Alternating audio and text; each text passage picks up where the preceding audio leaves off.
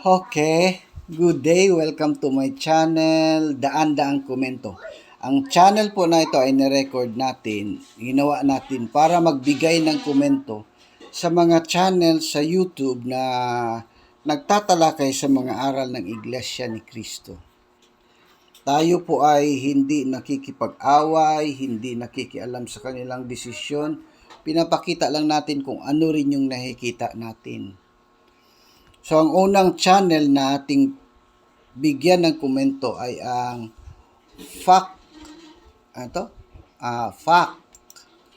Factbuster PH. Isang channel sa Pilipinas ng mga Catholic Faith Defenders. So, ang pinag-uusapan nila dito ay Matthew chapter 16 verse 18. Gusto nilang sabihin na anong iglesia ba ngayon pakinggan na natin. tinawag ng mga apostol noon na Iglesia ni Cristo? O ito, panoorin natin sila mga kababayan. At ang iglesyang itinayo ng Panginoong Hesukristo, ang ipinakikilala po namin sa inyo ngayon. Ito pong nagsasalita ay ministro po sa Iglesia ni Cristo. Kaya, nagkakamali po ang iba kapag sinasabi nila na ang nagtatag ng Iglesia ni Cristo ay ang kapatid na Felix Manalo. Sususugan ko po yung binanggit po ninyo yun, kapatid na rin. Mga giliw po naming manonood, hindi po dapat tawaging Iglesia ni Manalo ang iglesyang ito sapagkat hindi po ito pag-aari ni kapatid na Manalo, kundi batay po sa narinig ninyo mula sa banal na kasulatan, pag-aari ito ni Kristo, ng ating Panginoong Hesukristo. Aba, grabe naman yan ha. Ayon po sa kanila mga kababayan, Iglesia ni Cristo daw sila. At iyan daw ang ipinakikilala nila daw. Nako, at hindi daw pwede tawaging Iglesia ni Manalo. Ang kanilang iglesia, dahil sila talaga ay Iglesia ni Cristo. Aba, grabe naman yan ha. Tanong, totoo ba ito mga kapatid? Ang naitatagba sa Pilipinas na Iglesia ni Cristo ay siyang ang iglesia na itinayo ng ating Panginoong Kristo base po sa Mateo 16:18.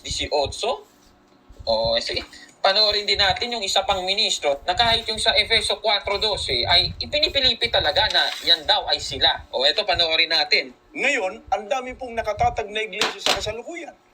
Nangangahulugan ba na kahit sa ang iglesia, kabilang ang tao ay masasabing siya ay nasa tunay ng relihiyon? Aling iglesia po ang kinaaaniban ng mga tunay na Kristiyano ayon sa apostol na siyang tunay na relihiyong nasa katotohanan? Ang babasahin namin ay mula po dito sa Efeso 4:12. Dito po sa isang salin sa pagkakaliwat na sa wikang Pilipino. Pakinggan natin. Pansinin ninyo yung pagbasa ng ministro kung may pinipilipit ba siya, katulad ng sinabi ng channel na ito. O tuloy-tuloy ba ang kanyang basa? Ang iisang layunin ng kanilang mga pagpapagal ay upang dalhin ang mga Kristiyano sa kaganapan ng pagkatao, upang ihanda sila sa makakristyanong paglilingkod at sa pagpapalaki sa Iglesia ni Cristo. Kitang-kita po natin yung Iglesia ni Cristo. Wala pong pinipilipit doon. So, pakinggan naman natin ang Factbuster.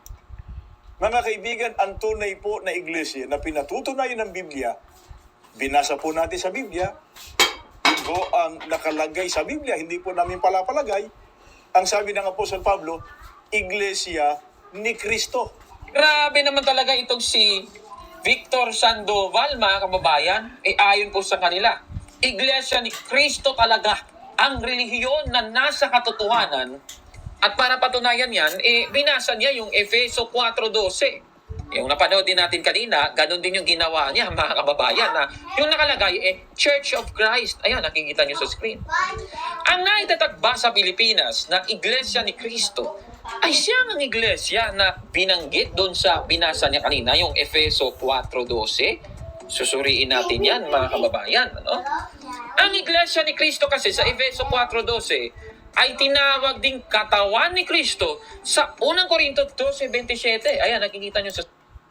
Wala tayong tutol doon dahil ang Iglesia ni Cristo ay talagang ang katawan ng ating Panginoong Hesukristo at siya ang ulo nito. Screen, ano? Tanong, paano ba nabuo itong katawan ni Kristo o siyang iglesia ni Kristo ayon po sa Biblia? Pabasahin natin ang Efeso 2:15 hanggang 16. Ganito po ang ating mababasa.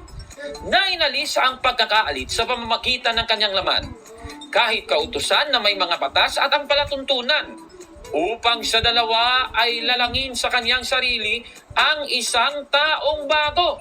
Sa ganito'y ginagawa ang kapayapaan, at upang papagkasunduin silang dalawa sa isang katawan sa Diyos sa pamamagitan ng krus, na sa kanya'y pinatay ang pagkakaalit. Yan po ang ating nabasa, mga kababayan, doon po sa Efeso 2:15 hanggang 16, mga kababayan. Balikan natin yung talata. Sa Efeso 2:15, may binanggit po dito na dalawa, upang sa dalawa ay lalangin sa kanyang sarili ang isang taong bago. Ibig sabihin, yung dalawa doon, nag-fuse, nagiging isang taong bago. At yan po, yung dalawang ito, nagkakaalit po sila dati, ayon po sa talatang ito.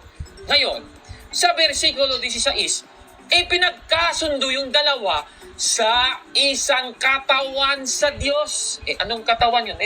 Yung iglesia ni Kristo, ayon po sa Biblia, mga kababayan.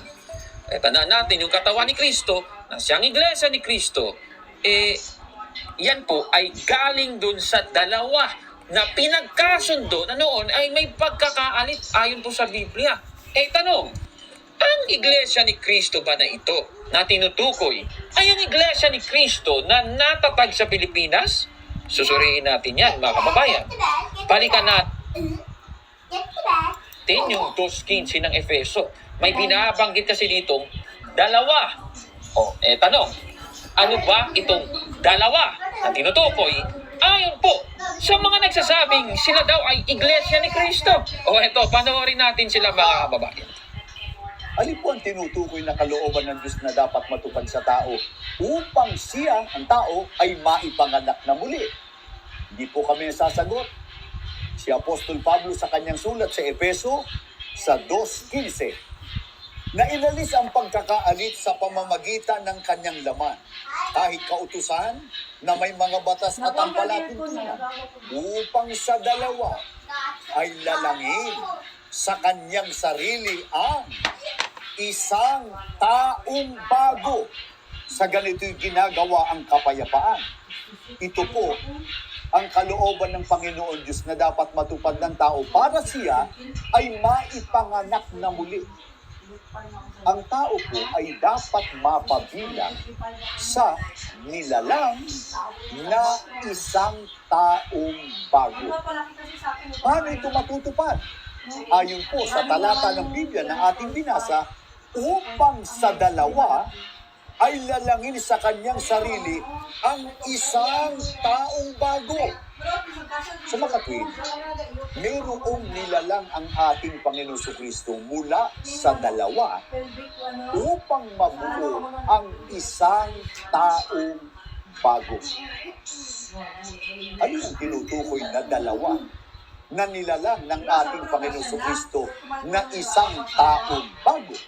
Kolosas po, sa 1:18, ganito ang pahayag ni Apostol Pablo. At siya ang ulo ng katawan sa makatwid bagay ng iglesia. Ang tinutukoy po ng pronombre o panghalip na siya ay ang ating Panginoon Kristo. Kaya ang dalawa na tinutukoy ni Apostol Pablo na nilalang na maging isang taong bago ay ang Thank ating you, God. Panginoon Kristo bilang ulo ay sa talata, at ang iglesia naman ay kanyang katawan. Sa harap ng Panginoon Diyos, isang ulo ang Panginoon Kristo at isang katawan, yun ang kanyang iglesia. Isang taong bago. Yon. So, napanood po natin si Michael Sandoval. At ayon po sa kanya, yung dalawa na tinutukoy sa binasa niya, yung Efeso 2:15, yan daw ay tumutukoy kay Kristo at sa kaniyang katawan na siyang iglesia. Aba, yan ba yung dalawa? Susuriin natin yan. Uulitin natin. Yung Iglesia ni Cristo, Church of Christ, nabuo po sila mula sa pagkakaisa ni Cristo at ng Iglesia at nabuo daw ang katawan ni Cristo. Pero tandaan natin, yung Iglesia ni Cristo na itinayo ni Cristo ayon po sa Biblia, Ang iglesia ay ulo si Kristo at ang katawan. Yun ang nakasulat sa Biblia. So wala namang malabo doon. Ulitin natin yung kayong sinabi. uulitin natin. Yung Iglesia ni Cristo, Church of Christ, nabuo po sila mula sa pagkakaisa ni Cristo at ng Iglesia at nabuo daw ang katawan ni Cristo. Si Kristo at ang iglesia, tapos ang nabuo ang iglesia ni Kristo. Yun ang sabi niya. Pero tandaan natin, yung Iglesia ni Cristo na itinayo ni Cristo ayon po sa Biblia, parehas ba sa kanilang sinasabi? Ano ba ang tinutukoy na dalawa? Ang gusto niyang ipakita na ang iglesia ni Kristo, nang sinasabi ng iglesia ni Kristo na si Kristo ang ulo at ang iglesia ang katawan ay iba sa iglesyang tinayo ni Kristo noon. So, sundan natin yung gusto niyang Ayon sabihin. mismo sa Biblia. Balikan natin yung 2:15 ng Efeso. Ano ba itong dalawa na tinutukoy? Basahin natin yung kanilang salin na ginamit. Yung Norley Simplified New Testament in plain English. Ano ba yung dalawa na ito? Ang sabi, the two, Jew and Gentile. Klarong-klaro. Hudyo at Hintil pala yung tinutukoy na dalawa sa Efeso 2:15 hanggang 16, mga kababayan. Katunayan, kung ibababa mo pa sa versikulo 18, itong Hudyo at Hentil na ito na naging Kristiyano, sila'y miyembro ng Iglesia na itinayo ng ating Panginoong Hesukristo. Mga kababayan, klarong-klaro naman yan Nako ibig sabihin, ang Iglesia ni Cristo na itinayo ng ating Panginoong Kristo, ayon po sa Biblia, nabuo po ito mula sa pagkakaisa ng mga Hudyo at Hentil sa pamamagitan ng kamatayan ni Cristo sa krus. Kaya magkaibang Iglesia ni Cristo, mga kababayan. Iba yung Iglesia ni Cristo, Church of Christ.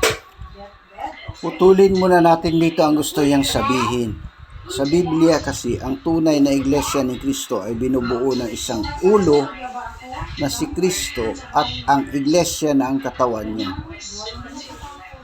Yan ang nakasulat na nabuo daw sila mula sa pagkakaisa ni Kristo at ng iglesia at nabuo daw ang katawan ni Kristo.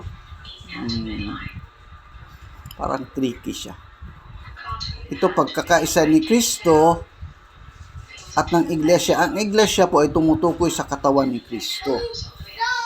So, may ulo, may katawan. Yan ang iglesia ni Kristo, isang taong bago.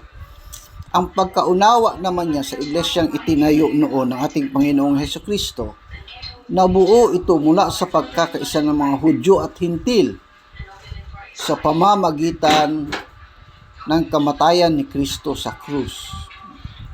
Magulo ito siya. Ang Hudyo at Hintil, parehong nasa loob ng katawan ni Kristo o ng iglesia. Ito ay kailangang may ulo para maging isang taong bago dahil ang tao binubuo ng ulo at katawan.